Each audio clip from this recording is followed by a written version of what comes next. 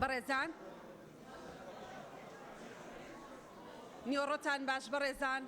فەرموون چنە شوێنەکانی خۆتان.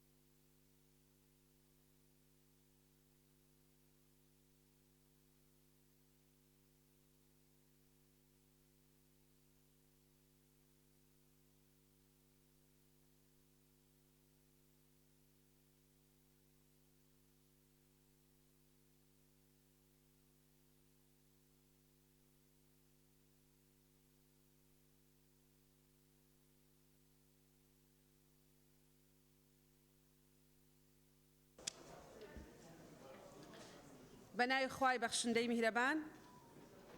بەناوی گەلی کوردستان، دانیشتنی ژمارە 7 ئاسایی خولی پاییزە ساڵی دووەم لە خولی پێنجەمی هەڵبژاردننی پەرلەمانی کوردستان دەست پێکەین. سەرەتاش داوا لە بەڕێز سکرتێری پەرلەمانەکەم کە بەرنامەی کاری کۆبوونەوەکە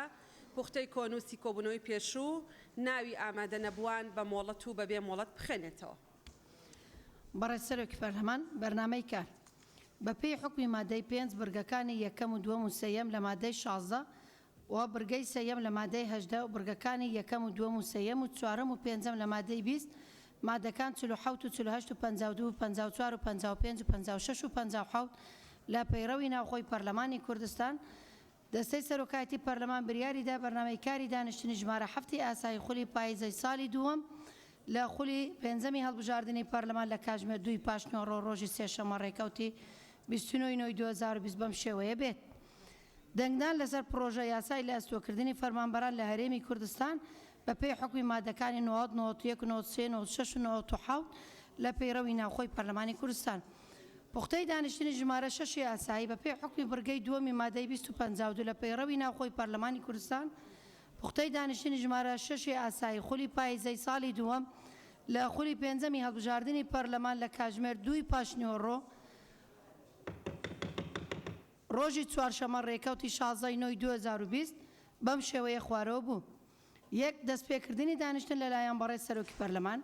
2 خوێندنەوەی بەرنامەی کار و پوختەی دانیشتن و ناوی ئەندامانی ئامادە نەبوو بە مۆڵەت و بێمۆڵەت لەلایەن بەڕێز سکرتێری پەرلەمان، 3 دەستپێکردنی برگەکانی بەرنامەی کار لەلایەن بەڕێز سەرۆکی پەرلەمان، 4 خوێندنەوەی راپۆرتی لێژنەی کاروباری کۆمەڵایەتی سەبارەت بە دۆخی چاکسازیەکان و چۆنیەتی مامەڵەکردن لەناو چاکسازیەکان بۆ ڕەنگاربوونەوەی ڤایرۆسی کۆرۆنای کۆڤید-19 بامەدەبوونی بەڕێز وەزیری کار و کاروباری کۆمەڵایەتی حکوومەت هەرێمی کوردستان، 5 کۆتایی هاتنی دانیشتن لەلایەن بەڕێز جێگیری سەرۆکی پەرلەمان. بەڕێز سەرۆکی پەرلەمان ناوی ئەو ئەندامانەی مۆڵەت پێدراونیان بەبێ مۆڵەت ئامادە نەبوون بۆ دانیشتنی ژمارە 6 پاییزەی لە ڕێکەوتی 16/9/2020 هەمویان مۆڵەتیان پێدراوە. ئاشنا عەبدوڵڵا عەبدولقادر، ئەرشەد حوسێن محەممەد، بژار خالد عەبدوڵڵا، جەلال محەممەد عەبدوڵڵا، جەلال محەممەد ئەمین، چیا حەمید شەریف، دابان محەممەد حوسێن، ڕووپاک ئەحمەد ڕەحمان، ڕۆژان محەممەد کەریم، سعید مستەفە تەتەر، خان شایان کاکە ساڵح، شیرین ئەمین عەبدولعەزیز، عەلی حەمەد ساڵح، عومەر عەبدوڵڵا فەتاح، کاوە عەبدولقادر حەسەن، گوڵستان باقی سلەیمان، گۆران عومەر عەلی، محسین حوسێن مستەفە، محەممەد سعدەدین ئەنوەر، هەدیە مراد حەیدەر. ناوی ئەو ئەندامانەی کە بە مۆڵەت یان بەبێ مۆڵەت لە کۆبنەوەی لێژنە هەمیشەیەکان ئامادە نەبوون. لێژنەی دارایی کاروباری ئابووری لە 21/9/2020 ئەرشەد حوسێن محەممەد مۆڵەت. لێژنەی دارایی و کاروباری ئابووری لە 22/9/2020 ئەرشەد حوسێن محەممەد مۆڵەت. لێژنەی پەیوەندیەکان و ڕەوەندی کوردستانی لە 22/9/2020 سیروان فەرەج محەممەد مۆڵەت. زیاد جەبار محەممەد ئامادە نەبوو، محەممەد سعدەدین ئەنوەر ئامادە نەبوو. لێژنەی شەهیدان و جینۆساید و زیندانیانی سیاسی 23/9/2020 لەنجە ئیبراهیم عەبدوڕەحمان مۆڵەت، شاخەوان ڕەوف مستەفە مۆڵەت، دیاری ئەنوەر حەمە ڕەحیم مۆڵەت، ڤایی کەمال سۆمۆغۆن مۆڵەت. لێژنەی دارایی کاروباری ئابووری لە 23/9/2020 ئەرشەد حوسێن محەممەد ئامادە نەبوو بەهجەت علی ئیبراهیم ئامادە نەبوو لێژنەی کاروباری یاسای 27 نۆی 2020 ڕۆژان محەممەد کەریم مۆڵەت سەلام عەبدوڵڵا حەسەن مۆڵەت ڕۆژان ئیبراهیم علی مۆڵەت لێژنەی کاروباری کۆمەڵایەتی 28 نۆی 2020 زانە خالد اسماعیل مۆڵەت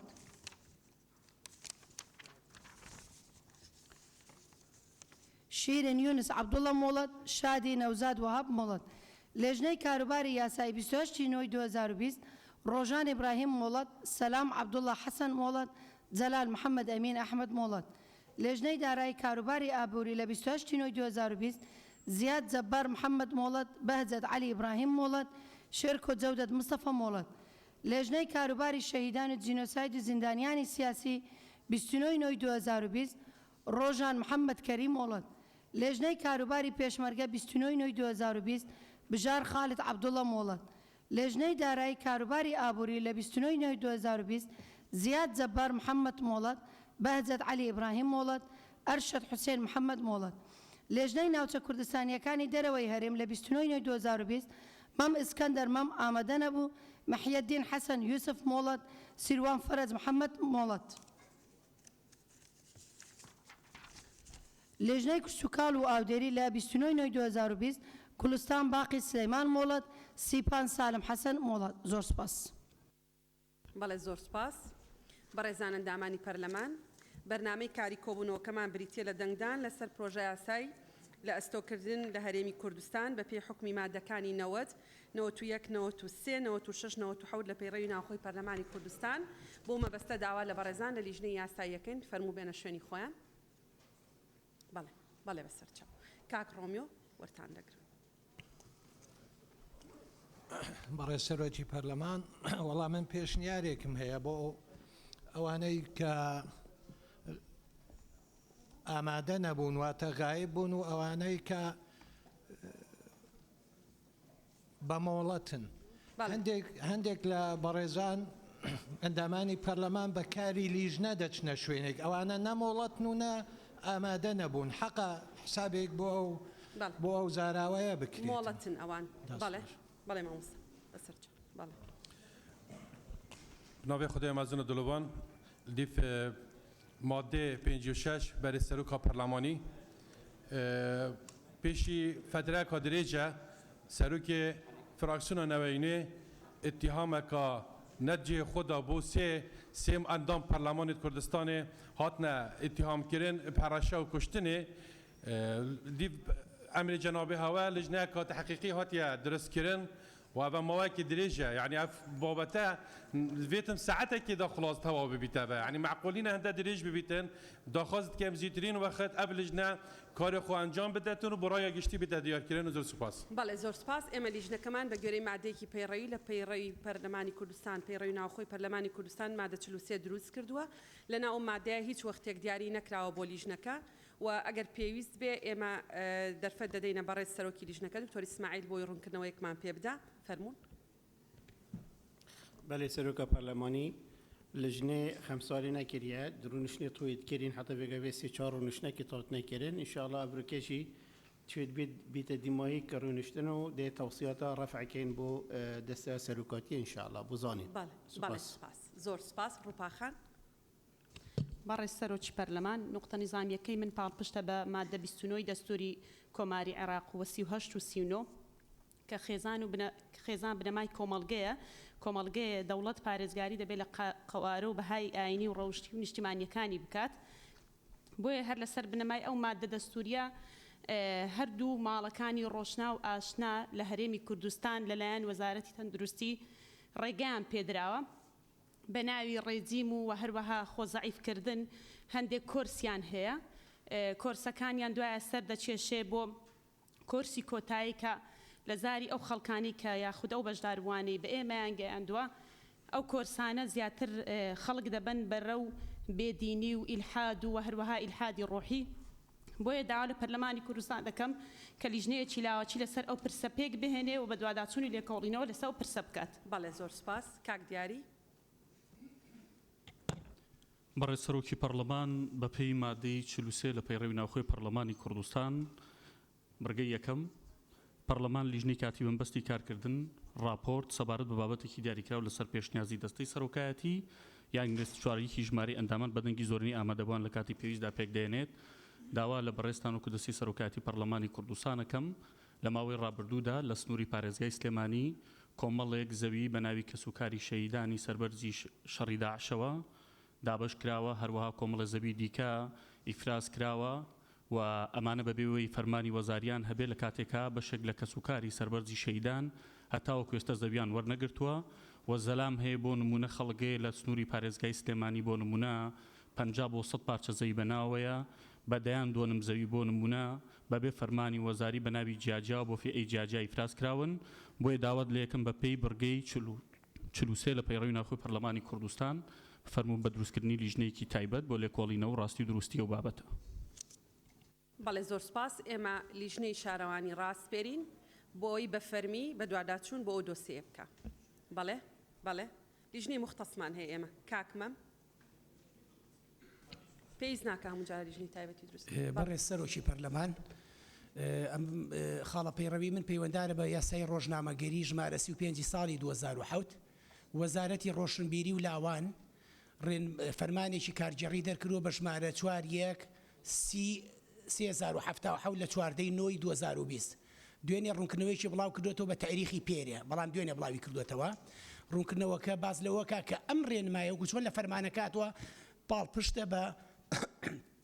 پاڵپشتە بە ڕێنمایی ژمارە 6 ساڵی 1999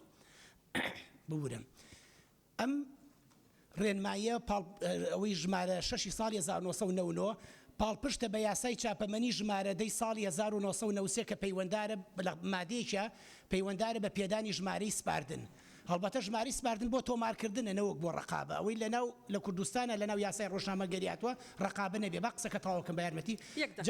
بەڵێ من بەبستم لەوەیە داواکەم یەکەمیان یاساکە نەماوە کاری پێ ناکری یاسای ژمارە 10 ساڵی 1993 پاڵپشتە بە ڕێنمایە کە ڕێنمایەکە لەسەر یاسایەک دەرچۆکە یاساکە نەماوە وجودی نییە کەواتە ئەم بڕیارە فەرمانە باتڵە بۆیە داواکەم جەناب بەڕێز سکرتێری پەرلەمان ڕاستپێری بۆ ئەوەی کە پەیوەنددارە وەزارەتی ڕۆشنبیری لاوان ئەم فەرمانە هەڵبوەشێنێتەوە و کۆتوبند لەم چوارچێوەیە لە ڕێی دەستەواژە گەلێکی لاسیکیەوە دروست نەکا بۆ ئازادی بڵاوکردنەوە و چاپ و ڕەخنەگرتن جەناب یاداشتێک بنووسە بەو تەفسیلە قانونی کەوتت ئاراستی سەرۆکایەتی بکە ئێمە ئینێرین بێگومان ئینێرین بۆ بەڕێزیان کاک عەلی حەمە ساڵح بەناوی خۆی گەورە بەڕێز سەرۆکی پەرلەمان من بەپێی مادەی 44/56/66 لە پێڕەوی ناوخۆی پەرلەمان قسەیەکەم زۆر گرنگە پێمان باشە ئێمە وەزیریا هەر بەرپرسێکی حکومی مادەی 66 بۆ دانیشتنی پەرلەمان بەکاربێنێ بەڵام بەداخەوەی ئەیبینین هەر بەپێی هەمان مادە لە 6/12 ژمارەی یاسایی بە پشتبەستن بە راپۆرت داوای دانیشتنی کرد لەسەر خاڵە سنووریەکان قاچاقی گەندەڵی دزی لەو ساتەوە تا ئێستا هەموو شەوێ زیاترەکە هەر دوێنێ شەو لە یەک خاڵی سنووری 300 بار بە قاچاقی داخل کراوە بەرپرس ناکرێت لە شەوێکان ملیۆنی دۆلاری دەستکەوێت بەڵام 500,000 موچەخۆر نەدرێ داوای دانیشتنی پەرلەمانمان کرد 5 مانگە بێ لەسەر دۆسیەی نەوت و پێداچوونەوە بە خەرجەکانی نەوت 5 مانگە بێ ئەم نەکراوە کە لە ئێسادا تەنیا لە 26 داهاتی نەوتە گەڕێتەوە بدرێ بە موچە ناکرێت 822 کۆمپانیای نەوتی تەسجیلن باج نەدەن بەڵام خەڵک موظف موچە وەرنەگرێ بۆیە ئەوەی کە ئێستا موچە نییە 40 ڕۆژە و ناشزانریەکەی ئەدرێ بە لێبڕینەوە نەتیجەی ئیهمالکردنی ئەم دانیشتانە بوو کە ئامانە دەبوون لەسەر خاڵی سنووری و من گەشتمەتە خەریکەکەمە قەناعەتی هەموو ئەم قاچاقی بە ئیتفاق بکرێ ئەگەر نا معقول نییە 1 ساڵە هاوارەکەی قاچاقیە دزی هەیە تاڵانیە ناکرێت پەیامەکەی من بە کورتی و بە پوختی ئەمەیە داواکەین لە بەڕێستان زۆر بەڕوونی زۆر بە ڕاشکاوی جوابمان بنەوە ئایا حکوومەتە ئامادە نیە بێتە ئەم پەرلەمانە باسی قاچاقی و دزی و تاڵانی و قەزیەی نەوتکە یاخود ئەوە پەرلەمانە ئەیکە ئێمە دوو جار نردومانە دوو جار دەستەی سەرۆکایەتی ئەو یاداشتەی بەڕێستانیان نردووە بۆ حکوومەت بۆ ئەوەی ئامادە بن لە هەفتەی داهاتووە بەڕێز سەرۆکی حکوومەت جێگری سەرۆکی حکوومەت وەزیری دارایی ئامادە بن کە لە هەموو کەس تایبەتمەندترن و قەراری ئەنجومەنی وەزیران و حکوومەت یاریمی کوردستان بەردەستی بەڕێزیانە ئەوان دێن باسی داهاتەکانەکەن باسی قەیرانەکەن لەوێ هەر پرسیارێکتان هەیە توانن لەوێ بە دروستی سەبارەت بەو دۆسیە قسەی خۆتانتان هەبێ بەڵێ گوڵستان خان بەڕێز سەرۆکی پەرلەمان گوڵستان سعید من دوو خاڵم هەیە ڕاستێکی کە قسەی لەسەر بکەمێکێک لەوانە نەبوونی ئاوە لە چەمچەماڵ کە گەورەترین گرفتی بۆ دانیشتوانی چەمچەماڵ دروست کردووە لە کاتێکدا بەڕاستی ئەم کێشەیە دراوەتە دەست دوو کۆمپانیایکیان کۆمپانیای نۆکانێکیان کۆمپانیایکی ترە کە تورکیە کە بەشێک لە کێشە کۆمەڵایەتیەکان و خێزانەکان لە ناو قەزای چەمچەماڵە سەرچاوەکەی نەبوونی ئاوە خاڵێکی تریش ئێمە لەو ئەسنای سەردانەمان بۆ قەزای چەمچەماڵ بۆ بە دوواداچوونی کەیسی ئەو دوو خوشکەی کە کوژران دیارە کۆمەڵە گرفتەیە لە ناو نووسنگەکانە کە بەڕاستی داڵدەدانی بکوژانی ژنانە و ئێمە بەقایمە ناوەکانمان هێناوە هیوادارین ئەم پەرلەمانە بە ڕێزە هاوکار و هەماهەنگ بێت بۆ ڕادەستکردنی ئەوانەی کە تاوانیان کردووە کە لەلایەن مەسئولینەوە داڵدە ئەدرێن زۆر سپاس بەڕێزان ئەندامانی پەرلەمان بەشێکی زۆری ئەمانەی بەڕێستان باسیەکەن ئەگەر بە یاداشداوتانە بە سەرۆکایەتی ئێمە یاداشتەکانتان ئاڕاستی لایانی پەیوەندیدارەکەین نقطەی نظامی بەڕاستی بەکارهێنانێکی تایبەتی هەیە ئەگەر ئێمە ئەم دەستەی سەرۆکایەتیە لە قانون لامانداوە لە پەیڕە و لامانداوە لە دەستور لامانداوە یان ئەم مەجلیسەی ئێمە بۆی دانیشتوین مخالیفە بۆ یەکێک لەمانە ئەمانە نقطەی نظامین جەنابتان تەقدیرتان هەیە هەڵگری خەمی خەڵکن بەڵام بەڕاستی بە لێکدانەوەی ئەم خاڵانەی پەیڕە و بەشێکی زۆری ئەم قسانەی جەنابتانێکەن خاڵی پەیڕەوینی بەڵێ کاکارۆ بەناوی خدای گەورە مهرەبان بەڕێز سەرۆکی پەرلەمان من کاروان گەزنەی بە جۆرەی مادەی 43 لە پێڕەوی ناوخۆ لە بڕگەکانی یەکەم و دوم و سێم و چوارەم قسە دەکەم بەڕێز سەرۆکی پەرلەمان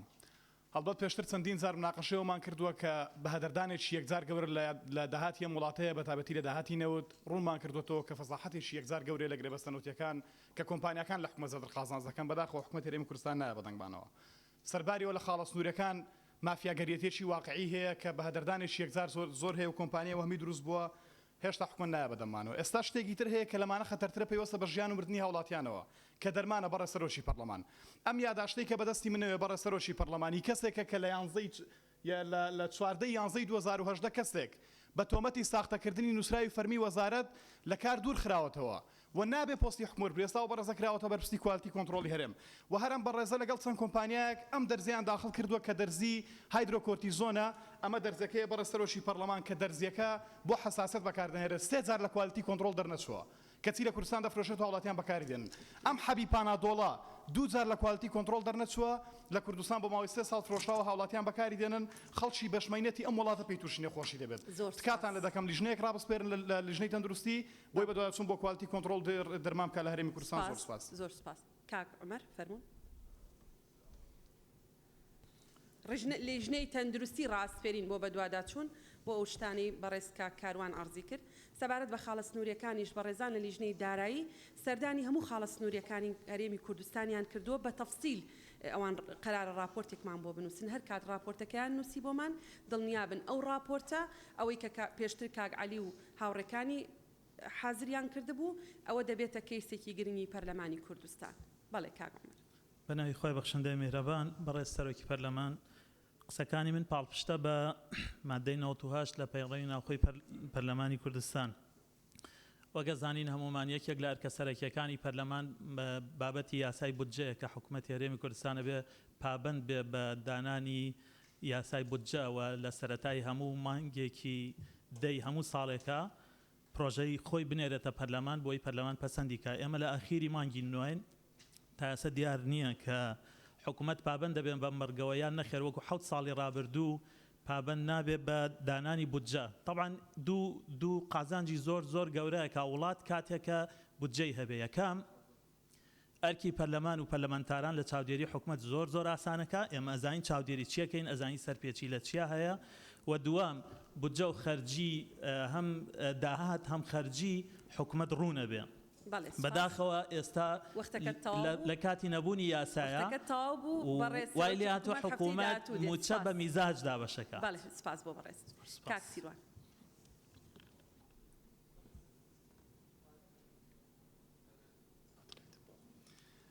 بەڕێز سەرۆکی پەرلەمان پاڵپشت بە مادەی 43 قسە ئەەکەم سەبارەت بە پێکێنانی لیژنە بەڵام پێشۆی ئەو قسێ بکەم تکا ئەەکەم ئەگەر لیژنەکان وەکو ئەو لیژنەیە ئەبێت کە نەتوانێت لە ناو پەرلەمانە بە چەند هەفتەیەک بڕیارێکی خۆی بە تکایە بە ئیتر لە مودووە شتێکی ترکەین هەر بە پاڵپشت بۆ مەسلەیە باسی شاری سلێمانی یەکەم کە بووە بە مۆڵگەیەک بەداخەوە غەدرێکی زۆر لە کۆمپلێتی شارەکە ئەکرێ نمونەیەکی تایبەت مانگی پێشوو لە چەند هەفتەی پێشووە سووتانی سنەوبەرەکانی ڕێگەی تاسوجە بە مەبەستی تایبەتی بازرگانی هەتا ئێستا ڕوون نییە بۆ کەسمان ڕوون نەبووتەوە ئایا ئەو کێشەیە چۆن بۆ چۆن سەری هەڵاوە تکا ئەەکەم و داوا ئەەکەم لژنەیەکی تایبەتمەندی لەسەر دروست بکرێت و بزانین کێ لە پشتەوانە سپاس بەڕێزان ئەندامانی پەرلەمان بۆ ئەو بابەتانەی ئێستا دکتۆرشان دەرفەتە دەدەم بۆ ئەو بابەتانەی کە لە پەرلەمان خۆی لیژنە هەیە ئێمە متمانەمان بە لیژنەکانی پەرلەمانی کوردستان هەیە لەسەر ئەو بنەمایە لیژنەی تەندروستی و ژینگە خۆیان مبادرەیان کردووە خۆیان داوایان کردووە لیژنەیان دروست کردووە چون سەردانی سلەیمانیان کردووە بڕیارە سەردانی ئەو شوێنانەی تریش بکەن کە باخ و پاوانی تیاسووتێنراوە و ئێمە بە متمانەوە چاوەڕێی راپۆرتی لیژنە تایبەتمەندەکانی پەرلەمانی کوردستانەکەین لیژنە هەمیشەیەکانی پەرلەمانی کوردستانەکەین چونکە ئەو لیژنانە ئەندامانی پەرلەمانن لە فراکسیۆنە جیاوازەکان ئێمە هەر لیژنەیەکیش بە مادەی 43 دروستکەین هەر ئەندامانی پەرلەمانن لە فراکسیۆنە جیاوازەکان لەبەرەوە بەڵێ زیانیە هەنێک حاڵەت کاک دیاری لە شوێنی خۆتۆ قسەمەکە زیانیە ئێمە کە پێویستمان بوو دروستمان کرد کە پێویستمان بوو ئەوەی تۆ خەرقی پەیڕەوە کە مەجالم نەداوی قسە دەکەی ئەوەی تۆ خەرقی پەیڕەوە ئێمە لیژنەمان هەیە لە پەرلەمانی کوردستان متمانەمان بە لیژنە هەمیشەیەکانی پەرلەمانی کوردستانێ ڕۆژان خان بناوی خی گەورە بەڕێز سەرۆکی پەرلەمان من بە پێی مادەی 51 پەیڕۆ قساکەم داواکارم لە بەڕێستان جەخت بکرێتەوە لەسەر جێبەجێکردنی ئەو مادەیە کە ڕۆژەکانی هەفتەی دیاری کردووە بۆ کاری لیژنەکان و دانیشتەکانی پەرلەمان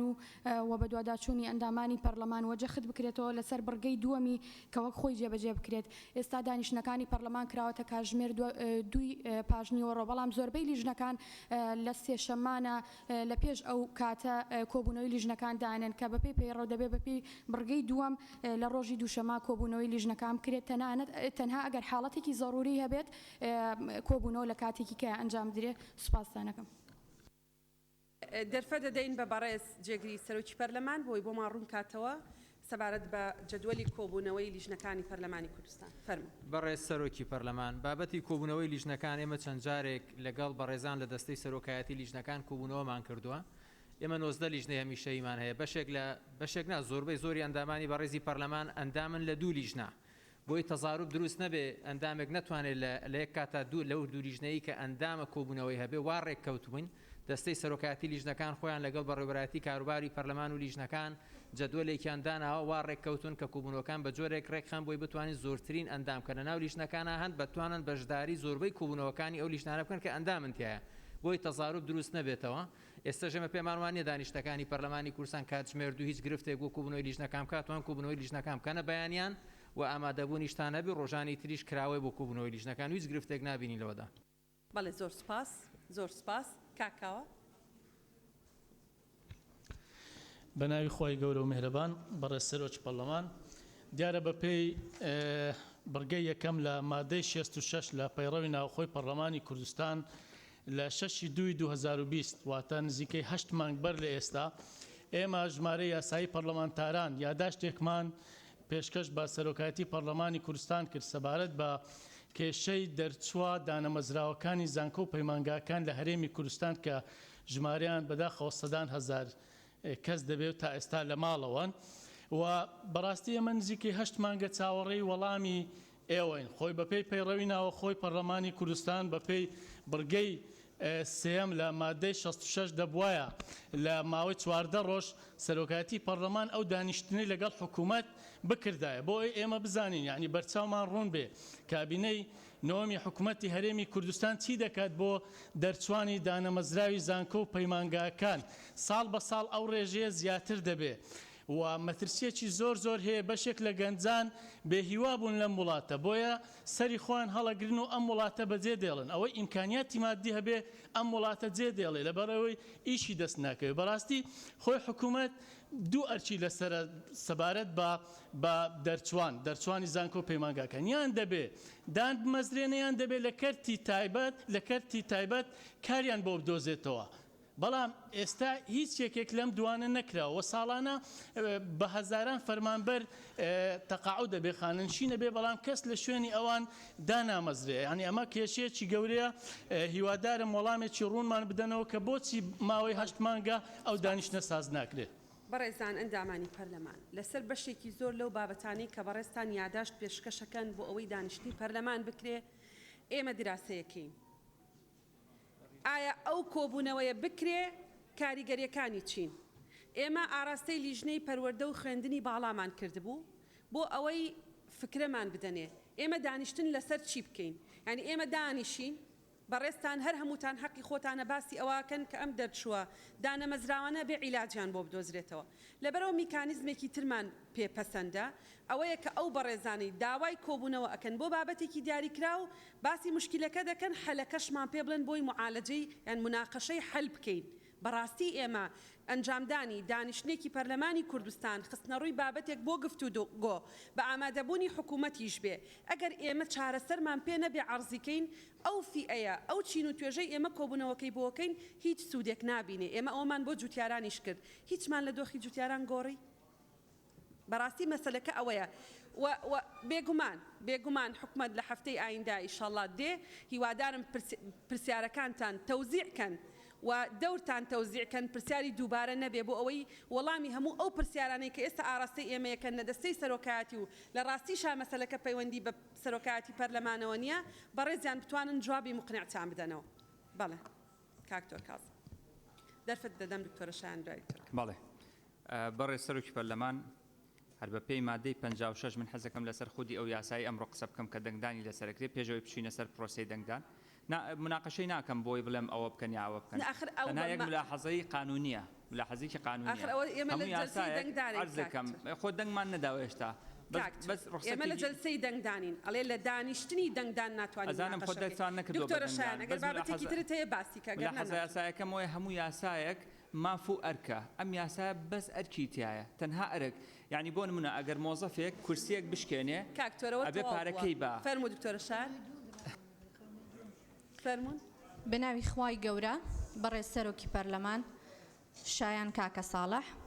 بە پێی مادەی 23 بڕگەی حوتەم قسە دەکەم بەڕێزان ئاگادارین کە ئەوە 2 مانگە موچە بە لێبڕینەوە تەوزیع دەکرێ و دابەش دەکرێ و هێشتا ئەو مانگەش بەتەمان هێشتا هەر بە لێبڕینەوە بەبێ گەڕانەوە بۆ لۆ پەرلەمانی کوردستان و هەروەها مەسیریشی دیار نییە نازانین ئایا ئەو لێبڕینە دەدرێتەوە یا نادرێتەوە لەبەرەوە پاڵپشت بەو مادەیە من ئەوڕۆ وەکو هەڵوێستێک بایکۆتی ئەو دانیشتە دەکەم زۆر سپاس. بەڵێ فەرموو بەڵێ بەڵێ کاک باڵام بەڕێز سەرۆکی پەرلەمان پاڵپشت بە مادەی 56 بە وازحی ئاماژەی پێدراوە خاڵی پەیڕەوی چییە بەڵامەوەی کە ئەی بینین هیچی خاڵی پەیڕەوی نییە و هەمووی مزایدەیە لەبەرەوە داواکارم یان ئەوە تا لە کاتی ئەوەڵی دانیشتنی پەرلەمان کە خاڵی پەیڕەوی وەرەگرن کامێراکان بکوژێننەوە بۆ ئەوەی بزانین چەند کەس ئامادەیە باسی خاڵی پەیڕەوی بکاوە چەند کەسیش ئامادە نییە ئێمەش ئەگەر وابێ جەنابێت وەکو سەرۆکی پەرلەمان کە دەسەڵاتت پێدراوە ڕێگری لەوە بکەیکە خاڵی پەیڕەوی ئەگەر دەستی بۆ بەرزکرایەوە و خاڵی پەیڕەوی نەبوو پێی ببڕی ئەگەر نەیکەی ئێمەش بە هەمان شێوە تەسەڕوفەکەین وابزانەوە و کاتەش بشێوی لە ناو هۆڵی پەرلەمان دروستە بێت پاست. بەڵێ سپاس ئێمە هەوڵەدەین پابە بەڕێزان ئەندامانی پەرلەمان ئێمە هەوڵەدەین پابەندی پەیڕەو بین و پێشبینی و چاوەڕوانیشمان لە بەڕێزان ئەندامانی پەرلەمانەوەیە پابەندی پەیڕەو بن. بەڵێ بەڵێ بەڵێ بەڵێ کاک جەلال دوایی هێویدار بەڵێ ئێرە بریتانیا نییە بەڵێ کاک جەلال. بەڕێز سەرۆکی پەرلەمان وەک دەزانرێت شەهیدان سمبولی میلەتەکەمانن و ئەم پەرلەمانە و سەرجە موئەسسەکانی تری ئەم وڵاتە بەرهەمی خوێنی شەهیدانە و بۆ خۆتان دەزانن شاری چەمچەماڵ لەقەبی ئەوەی پێدراوە کە پایتەختی شەهیدان و ئەنفالکراوەکانە بۆیە من ئەمەوێت لە بارودۆخی ئەو شارە تەنها لە ڕووی کێشەی کەم ئاوی ئاگدارتان کەمەوە کە گرفتێکی زۆری کەم ئاوی هەیە بۆیە داواکارین لە بەڕێستان لە ڕێگەی خۆتانەوە و داوا لە حکوومەت بکرێت چارەسەری ئەو بابەتە بکرێت سپاس بۆ بەڕێستان. سپاس بۆ بەڕێزان ئەندامانی پەرلەمان بەڕێزان ئەندامانی پەرلەمان بەڕێستان بابەتی هەندە هەستیار وە گرنگ بە نسبەت ڕێی عام هەڵەبژێرن بۆی قسەی لەسەر بکەن ئێمە کە ئەشزانین خاڵی پەیڕەوی نییە دان بە خۆمان ناگرین دەست نابین بۆ داخستنی مایکەکە هیوادارم بەقەدەر ئەوەی ئێمە اعتیبار بۆ ئەو گەورەی ئێوە دادنین ئێوەش ئاگاتان لە ئێمە بێ بەڵێ کاکێ ڤیدار دوای شیرین خان بەڕێز سەرۆکی پەرلەمان من وەکو جێگیری سەرۆکی لژنەی دارایی ئەگەر ممکن بێتن لەسەر ماسەلەی موچە وەکو لژنەی دارایی بەدووادا چۆنمان کردووە لەگەڵ شاندی حکومەت یاخۆ لەگەڵ ئەو بەشەی حکومەت کە پەیوەندیان بە موچە هەیە بەم شێوەی خوارەوەیە کە بۆ ئەم مانگە موچە تاوەکو ئێستا نەدراوە بەڕێزان موچەی مانگانەی حکومەت یاریمی کوردستان 894 میلیارد دینارە حکومەت بڕیاری داوە 18% لێبڕینی هەبێت دەکاتە 161 میلیارد دینار باقی پارەکەی 733 میلیارە حکومەتی هەریمی کوردستان دەڵێت ئەو بەشەی کە دەکەوێتە لای حکومەتی هەریمی کوردستان 413 میلیارە حاضرە موچەکە بدەین بەڵام باقی کە ئەو ڕێکەوتنە نووسراوەی کە کراوە لەگەڵ حکومەتی عێراق مانگانە 320 میلیارد بنێرت نەهاتووە چاوەڕێی ئەوەی عێراقەکەین بۆی لەگەڵ ئەوەی هەریمی کوردستان پێکەوە ببەسرێتەوە ئەوەی هەریمی کوردستان دەکات زیاتر لە 57% ئەو بابەتەوە بەڕێز سەرۆکی پەرلەمان ئێمە کولژنەی دارایی بە میهەنی راپۆرتێک ئەمڕۆ حتا سبەینە ئامادە ئەەکەین لەسەر دەواازە سنووریەکان نەک قسە و قسەلوک بە میهەنی راپۆرتێک ئامادەکەین تەسلیمی سەرۆکاتی پەرلەمانەکەین لەسەر هەموو دەواازە سنووریەکان زۆر سوپاس تەواوی وەختان لەبەردەستە بۆی بەهێمنی ئیشەکەتان بکەن دکتۆر سەباح دوای شین خان وەردەگرن بەڵێ کاکتۆر بەڕێز سەرۆکی پەرلەمان بەڕاستی ئەوە زوستان نزیک بووە مەترسی ئەوە هەیە لە ناوچە شاخەویەکان یعنی دار بێتە برین لە قیبەل هاوڵاتیان داوا دەکەین کە فشارێک پێخنە لەسەر وەزارەتی سامانە سروشتیەکان و حکوومەت بە زووترین نەفتی سپی لەسەر هاوڵاتیان دابەش بکەن تاکو ڕێگیری لە داربڕینی سامانی یعنی ئەو غاباتە هەموو سامانی کوردستانە دەبی بپارێزی ئەوەی دووەم بوو کاکس سیروان کە پرسیارێکی کرد لژنەیەکی لاوەکی لە لوژنەی تەندروستی و ژینگە دروست کراوە سەردانی سلەیمانی کردیە و خەریکی ئیشی خۆنە زۆر سوپاسان دەکەن شیرین خان بەڕێز سەرۆکی پەرلەمان شیرین ئەمین قسەکانی من بە پێی مادەی 47 لە پەیڕەوی ناوخۆی پەرلەمانی کوردستان دەبێت دیارە بەرنامەی کاری دانیشتنی پەرلەمان لەلایەن دەستەی سەرۆکاتی پەرلەمانەوە ئامادە دەکرێت بەڵام بەداخەوە ئەمە چەندین جارێکە دووپات دەبێتەوە کە کاتێک سەیری بەرنامەی کاری جلسەکانی پەرلەمان دەکرێت وەک ئەوە وای ئەم هەرێمە ئێمە وەکو شامی شەریف بێت بەداخەوە دەیەها پرسی زۆر گرنگ و ئەساسی و جەوهەری هەن هیچ کات لە ڕیزبەندی بەرنامەی کاری پەرلەمانی کوردستانە نەهاتووە وەکو پرسی موچە بە نمونە لە کاتێکدا ئەمە پرسێکی هەرە ئەساسیەوە تەواوی خەڵکی هەرێمی کوردستان بەم دۆخەوە دەناڵێنن و لە هەمان کاتە ئێمە زیاتر لە 4 مانگە ژمارەی یاسایی داوای دانیشتنی پەرلەمانمان کردووە بۆ ئەوەی لەسەر پرسی موچە لەسەر خاڵە سنوورەکان لەسەر زۆر دۆخی ئەساسی کەی گرنگ دانیشتنی پەرلەمان بکرێت بۆیە منش پشتگیری لە هاوڕێکانم شایانخان ئەەکەم و جلسەی پەرلەمان بەجێ دەهێڵم و بایکۆتی دەکەم بەس چاوەڕێ بکە بۆی جواب بدەینەوە ئێمە 28 و 29 مانگ کە کۆبوونەوەمان کرد 13 ساعات و هەموو 8 وەزیری حکوومەتی هەرێمی کوردستان ئامادە بوون ئەو بابەتانەی کە جەنابەت باسیەکەی تیای نەبوو وەزیری دارایی لێرە ئامادە نەبوو ئێمە ئەمە پەرلەمانی کوردستانە بێ ئەرزشکردنی بەڕێز شیرین خان بێ ئەرزشکردنی بەرنامەی کاری پەرلەمانی کوردستان لەلایەن ئەندامانی پەرلەمانی کوردستانەوە بەس بەتەنها بۆ ئێمە نییە بۆ بەڕێزیشتانە کە بەشێکن لە موئەسسەکە و هەفتەی داهاتوو تۆ لە من باشترە زانی هەفتەی داهاتوو سەرۆکی حکوومەت دێت سەبارەت بەو بابەتە هەر پرسیارێکتان هەیە توانن پرسیار ئاراستەی بەڕێزیان بکەن لەبەرەوە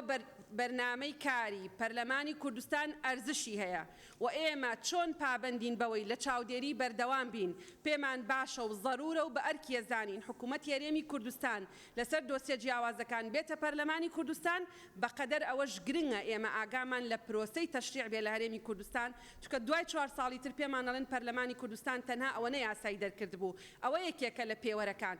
و بەراوردی ئەم خولەی پەرلەمانی کوردستان لەگەڵ خولەکانی تری پەرلەمانی کوردستان کەن ئەزانن کە لە ماوەی ئەم ساڵ و چەند مانگەیە ژمارەی ئەو وەزیرانەی کە بەشداری دانیشتەکانی پەرلەمانی کوردستانیان کردووە زیاترە لە ژمارەی ئەو وەزیرانەی کە لە هەموو خولی ڕابردووە بەشداری دانیشتەکانی پەرلەمانی کوردستانیان کردووە. بەڵێ هیوادارم ئێوە بڕۆنەوە بەو ئیحسایاتانەوە بەو ئامارانەیە و ئێمە ئەم بابەتەمان پێگرنگە تەشریعمان پێگرنگە هەر بۆشاییەکی یاسایی لە مەنزومەی تەشریعی ئێمە هەبێ پەرلەمانی کوردستان ئەرکی خۆیەتی پڕی بکاتەوە و هەر شتێکیش کە ئێوە بەڕێستان بە گرنگتان زانی بێ ئێمەش بە گرنگە زانین و هەمومان پێکەوەین لەم بابەتەیە. بەڵێ دەست بە جێبەجێکردنی بەرنامەی کارەکەی ئەگە نقطەی نظامی نییە قسەمەکە. بەڵێ کاک بژار تەواو. بەڵێ ناوی خودێ مەزنە